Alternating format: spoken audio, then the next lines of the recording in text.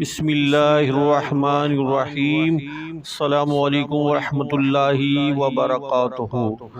پیارے دوستوں، آج ہم آپ کے لیے انفارمیٹیو ویڈیو لے کر آئے ہیں، معلوماتی ویڈیو لے کر آئے ہیں۔ وہ پھل جن کا ذکر قرآن مجید میں آیا ہے، اس کے بارے میں ہم آپ کو بتائیں گے۔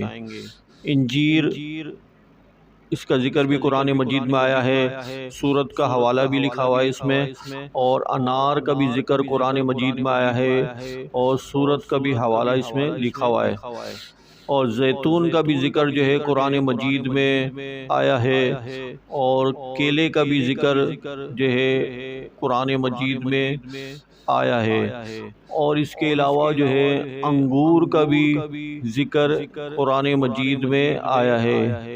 انگور کا ذکر بھی قرآن مجید میں آیا ہے، اور تر کھجور یعنی کہ رطب، اس کا ذکر بھی قرآن مجید میں آیا ہے، اور سورتوں کے حوالے بھی اس میں لکھے ہوئے ہیں۔ تو پیارے دوستوں، اللہ تعالی ہمیں جو ان باتوں پہ عمل کرنے کی توفیق عطا فرمائے، اور اس معلوماتی ویڈیو کو صدقہ جاریہ کے طور پہ آپ اپنے دوستوں کو شیئر کریں۔ اللہ تعالی آپ کو اس کا اجر عطا فرمائے گا۔